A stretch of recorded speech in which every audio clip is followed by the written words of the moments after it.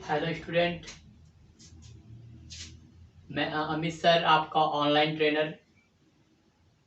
MS office की इस video में मैं आपका हार्दिक स्वागत करता हूं। आज मैं आपको माइक्रोसॉफ्ट ऑफिस के बारे में आप कुछ बताऊंगा आपको। ठीक है, तो चलिए स्टार्ट करते हैं आज का ये वीडियो।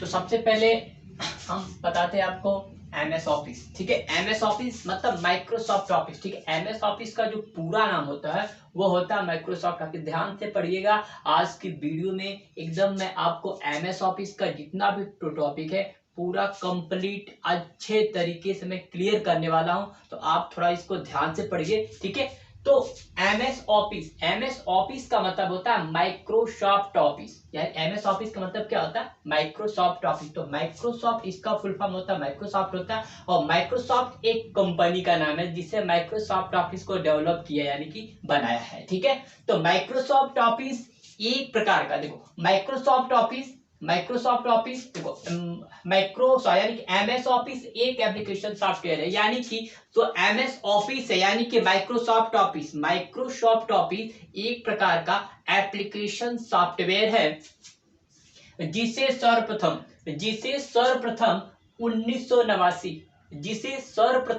1989 में मैक ओएस के लिए यानी कि मैक ऑपरेटिंग सिस्टम के लिए सन 1989 में माइक्रोसॉफ्ट ऑफिस को लॉन्च किया गया था। और विंडोज ऑपरेटिंग सिस्टम के लिए यानी कि विंडोज ऑपरेटिंग सिस्टम के लिए 1990 में सर्वप्रथम यानी कि विंडोज ऑपरेटिंग सिस्टम के लिए 1990 में प्रथम संस्करण लाया गया। ठीक है, यानी आप यह कह सकते हैं कि विंडोज ऑपरेटिंग सिस्टम के लिए सन 1990 ईस्वी में जो कि प्रथम संस्करण लाया गया। एमएस ऑफिस 2019 वर्तमान संस्करण है। यानी कि जो इस समय जो हमारा वर्तमान संस्करण जो एमएस ऑफिस का जो यूज हो रहा है वो वर्जन है एमएस ऑफिस 2019। ठीक है, समझ में आ गया। उसके बाद एमएस ऑफिस के द्वारा ऑफिस के सभी कार्य किए जा सकते हैं। एमएस ऑफिस के द्वारा ऑफिस के सभी कार्य किए जा सकते हैं। जैसे पत्र तैयार करना है, लेटर आपको बनाना है, तो उसके लिए आप माइक्रोसॉफ्ट ऑफिस का प्रयोग कर सकते हो। उसके बाद गणना करने का मतलब होता है अगर आपको मैथमेटिकल वर्क करना है, जोड़ घटाना गुणा भाग करना है, तो ये सब काम जो होता है आप माइक्रोसॉफ्ट ऑफिस में कर सकते हो। ठीक है, उसके बाद सुचित्रित कार्य यानी कि अगर आपको सुचित्रित कार्य करना, कोई चित्र वगैरह बनाना, तो उसके लिए भी आप एमएस ऑफिस का प्रयोग कर सकते हो। उसके बाद प्रस्तुतिकरण यानी कि अगर आपको प्रस्तुतिकरण बनाना है, प्रस्तुतिकरण का मतलब प्रेजेंटेशन बनाना। ठीक है, अगर आपको प्रेजेंटेशन बनाना है तो उसके लिए भी आप माइक्रोसॉफ्ट ऑफिस का प्रयोग कर सकते हो। उसके बाद डेटाबेस बनाना, अगर आपको डेटाबेस बनाना है, डेटाबेस तैयार करना है, तो उसके लिए आप एमएस ऑफिस का प्रयोग कर सकते हैं। ठीक है, उसके बाद ईमेल आदि यानी कि एमएस ऑफिस ईमेल के लिए भी उपयोगी है। यानी कि एमएस ऑफिस के अंदर जो पैकेज होते हैं उन पैकेज के अंतर्गत अलग अलग फीचर्स होते हैं और उसमें ये सारी जानकारी आपको मिलेगी कि किस फीचर में हमें पत्र बनाना समझ में आएगा, किस फीचर में हम गणना करेंगे, किस फीचर यानी कि किस वर्जन में यानी कि किस पार्ट में हम सुचित्रित कार्य करेंगे, प्रस्तुतिकरण बनाएंगे, या फिर हम डेटाबेस तैयार करेंगे, या फिर हम ईमेल को रिसीव करेंगे या फिर सेंड करेंगे। ठीक है, उसके बाद हम आपको बता दें एमएस ऑफिस, एक बार हम रिवाइज कर रहे हैं, इसको थोड़ा सा ध्यान से समझिए। एमएस ऑफिस एक प्रकार का जो है एक प्रकार का एप्लीकेशन सॉफ्टवेयर होता है जो माइक्रोसॉफ्ट कंपनी के द्वारा बनाया गया। किसके द्वारा बनाया गया? माइक्रोसॉफ्ट कंपनी के द्वारा बनाया गया, माइक्रोसॉफ्ट कंपनी। ठीक है, माइक्रोसॉफ्ट कंपनी के द्वारा बनाया गया है। ठीक है, और माइक्रोसॉफ्ट कंपनी दुनिया की नंबर 1 सॉफ्टवेयर कंपनी है, ठीक है, जिसके द्वारा ये बनाया गया है। और माइक्रोसॉफ्ट ऑफिस एक प्रकार का ऐसा सॉफ्टवेयर है जिसकी मदद से ऑफिस के सभी कार्य किए जा सकते हैं, यानी कि ऑफिस के जितने भी कार्य होते हैं सभी कार्य आप आसानी से इस पर कर सकते हैं। जैसे कि अगर आपको पत्र बनाना है, पत्र भी आप बना सकते हैं। अगर आपको गणना करना है, गणना भी आप आसानी से कर सकते हैं। सुचित्रित कार्य करना है, वो भी आप कर सकते हैं। प्रस्तुतिकरण बनाना है, ये भी आप कर सकते हैं। और डेटाबेस भी आप बना सकते हैं। और डेटाबेस के साथ साथ आप ईमेल का भी प्रयोग आप आसानी से कर सकते हैं, ठीक है। उसके बाद बात है कि एमएस ऑफिस सबसे पहले 1989 ईस्वी में मैक ओएस के लिए बनाया गया, ठीक है। मैक ओएस के लिए मतलब मैक ऑपरेटिंग सिस्टम के लिए बनाया गया। उसके बाद सन 1990 में जो है एमएस ऑफिस का प्रथम संस्करण विंडोज ऑपरेटिंग सिस्टम के लिए लाया गया, ठीक है। तो आपको सब समझ में आ गया। तो चलिए अब आगे चलते। अभी हमने आपको बताया था माइक्रोसॉफ्ट ऑफिस इंट्रोडक्शन के बारे में।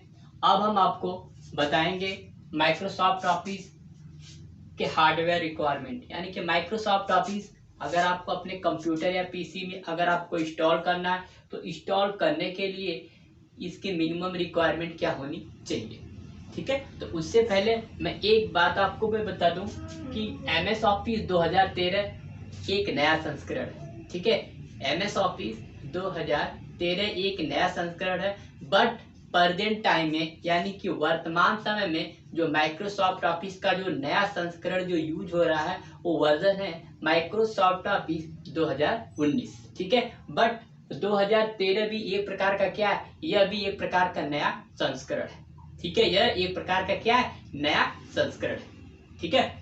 तो यहाँ पे हम बात करते हैं सबसे पहले एमएस ऑफिस 2013 एक नया संस्करण है जो विंडोज 8 या उसके बाद के संस्करण पर ही चलाया जा सकता है। यानी कि जो एमएस ऑफिस 2013 है, एमएस ऑफिस 2013 जिसे हम विंडोज 8, विंडो 8.1 यानी कि विंडोज 8 के जितने ऊपर वाले संस्करण है उसी संस्करण पर हम माइक्रोसॉफ्ट ऑफिस 2013 या 2019 हम उस पर आसानी से यूज कर सकते हैं, ठीक है। और इसे एक्सपी या विस्टा में यूज नहीं किया जा सकता, यानी कि माइक्रोसॉफ्ट ऑफिस 2013 का जो यूज होता है वो विंडो विस्टा या एक्सपी पर नहीं किया जा सकता है, ठीक है। तो चलिए अब हम आपको बता रहे हैं एमएस ऑफिस के हार्डवेयर रिक्वायरमेंट के बारे में। एमएस ऑफिस के हार्डवेयर रिक्वायरमेंट के बारे में हम आपको बता रहे हैं, ठीक है। तो ये जितना भी हार्डवेयर रिक्वायरमेंट हम आपको बताएंगे ये हार्डवेयर रिक्वायरमेंट जो आपका वो मिनिमम होगा, वो होगा क्या भाई, मिनिमम होगा। मैक्सिमम आपके आवश्यकता के अकॉर्डिंग आप बढ़ा सकते हैं, ठीक है। वो आपके सिस्टम कॉन्फ़िगरेशन पर डिपेंड करता है, ठीक है। तो सबसे पहले हम आपको यह बता दें कि एमएस ऑफिस में सबसे पहले आपके पास प्रोसेसर यानी कि सीपीयू आपका 1 गीगाहर्ट्ज का होना चाहिए। यानी कि मिनिमम अगर आपको एमएस ऑफिस 2013 यूज करना है तो आपके कंप्यूटर में मिनिमम जो सीपीयू होता है, जो प्रोसेसर होता है, वो कम से कम 1 गीगाहर्ट्ज का होना चाहिए, ठीक है। उसके बाद यह 86 और 64 यानी 86 का मतलब हो गया 32 बिट या फिर आपका 64 बिट का फास्टर प्रोसेसर होना चाहिए, ठीक है।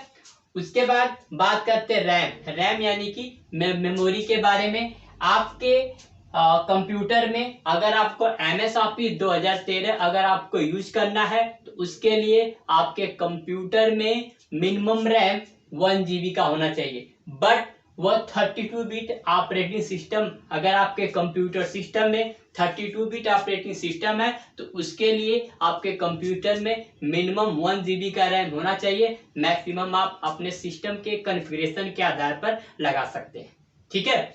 तो आपको यह पता करना है कि हमारे कंप्यूटर के में कितने बिट का ऑपरेटिंग सिस्टम इंस्टॉल है, तो इसे आप आसानी से पता कर सकते हैं। इसे पता करने के लिए आपको सबसे पहले अपने कंप्यूटर की प्रॉपर्टी में आपको आना पड़ेगा। कंप्यूटर की प्रॉपर्टी में आएंगे, एक डायलॉग बॉक्स ओपन होगा। उस डायलॉग बॉक्स में आप जाएंगे तो वहां पे आपको दिखाएगा सिस्टम कॉन्फ़िगरेशन। आपको पूरा का पूरा वहां पे दिखाता है कि आपके कंप्यूटर में कितना रैम लगा हुआ है, आपके कंप्यूटर में कितना हार्ड का प्रोसेसर लगा हुआ है, ठीक है, और आपके कंप्यूटर में कितने बिट का ऑपरेटिंग सिस्टम यूज हो रहा है। तो ये सारी जानकारी आपको वहां पे मिल जाएगी, ठीक है। उसके बाद अगर आपका ऑपरेटिंग सिस्टम 64 बिट का है, उसके लिए आपके कंप्यूटर में मिनिमम रैम 2 GB का होना चाहिए, ठीक है। उसके बाद बात करते हैं हार्ड डिस्क का, यानी कि अगर आप अपने कंप्यूटर सिस्टम में हार्ड डिस्क, यानी कि अगर आप अपने कंप्यूटर सिस्टम में माइक्रोसॉफ्ट ऑफिस को इंस्टॉल करेंगे, यानी कि अगर आप अपने कंप्यूटर सिस्टम में माइक्रोसॉफ्ट ऑफिस को इंस्टॉल करेंगे तो उसमें कम से कम 3 GB का स्पेस होना चाहिए, यानी कि इसमें कम से कम 3 GB का स्पेस होना चाहिए। अगर इसमें 3 GB का स्पेस नहीं रहेगा तो उस कंडीशन में आपका जो माइक्रोसॉफ्ट ऑफिस है वो इंस्टॉल नहीं होगा, क्योंकि ये आपको पता है कि जब भी हम कोई सॉफ्टवेयर इंस्टॉल करते हैं तो उसके लिए हमारे कंप्यूटर में जो स्पेस होता है वो अवेलेबल होना चाहिए, यानी कि जो लोकल डिस्क सी की जो ड्राइव होती है उस ड्राइव में मिनिमम 3 GB का स्पेस आपका होना चाहिए। उसके बाद बात करते हैं डिस्प्ले का, ठीक है, यानी कि आपकी जो डिस्प्ले की जो यूनिट होती है, जो डिस्प्ले होता है वह 1024x576 रिजोल्यूशन का होना चाहिए, और उसके साथ साथ आपके कंप्यूटर में ग्राफिक्स भी अवेलेबल होना चाहिए।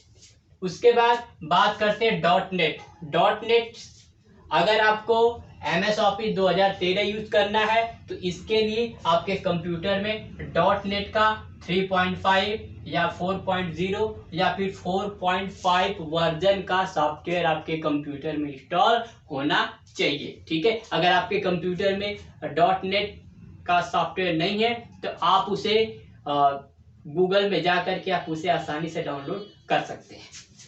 उसके बाद यहाँ पर बात करते हैं ओएस का मतलब होता है ऑपरेटिंग सिस्टम, यानी कि अब बात करेंगे ऑपरेटिंग सिस्टम के बारे में, यानी कि अगर हमारे कंप्यूटर सिस्टम, अगर हमें अपने कंप्यूटर सिस्टम में अगर MS ऑफिस 2013 का यूज करना है तो उसके लिए हमारे कंप्यूटर में कौन सा ओएस होना चाहिए। अभी मैंने आपको ऊपर बताया कि MS ऑफिस 2013 का आपको यूज करना है तो उसके लिए आपको विंडो 8 के ऊपर का सभी संस्करण होना चाहिए, तभी हम इसे MS ऑफिस को अपने कंप्यूटर में इंस्टॉल कर सकते हैं, ठीक है। यानी कि विंडो 8 हो, 8.1, 10 सर्वर 2012 या फिर 2008 सर्वर 8.2 का पैकेज हो, तो इसमें हम आसानी से MS ऑफिस को इंस्टॉल कर सकते हैं। उसके बाद बात करते हैं ब्राउजर का सॉफ्टवेयर भी आपके कंप्यूटर में माइक्रोसॉफ्ट ऑफिस को इंस्टॉल करते समय होना चाहिए। हो सकता है आपका MS ऑफिस को एक्टिवेट करने या फिर अगर आपके कंप्यूटर में डॉट नेट का सॉफ्टवेयर अवेलेबल नहीं है तो उस कंडीशन में आपको ब्राउजर की आवश्यकता पड़ सकती है, तो आपके कंप्यूटर में ब्राउजर भी होना चाहिए, ठीक है। यानी कि मैंने आपको बता दिया कि MS ऑफिस जब आप अपने कंप्यूटर में इंस्टॉल करेंगे तो उस कंडीशन में आपके कंप्यूटर में मिनिमम हार्डवेयर रिक्वायरमेंट कौन कौन सा होना चाहिए, ठीक है। तो उम्मीद करता हूं कि आज की वीडियो आपको समझ में आई होगी। अगर आपको वीडियो समझ में नहीं आती है तो आप कमेंट करिए, चैट करिए, ठीक है। जो भी आपको समझ में नहीं आएगा मैं कोशिश करूंगा कि मैं आपको दोबारा वो सारी चीज मैं आपको स्टेप बाय स्टेप में समझाऊं। तो चलिए हम मिलते हैं आपसे एक नई वीडियो में, तब तक के लिए नमस्कार।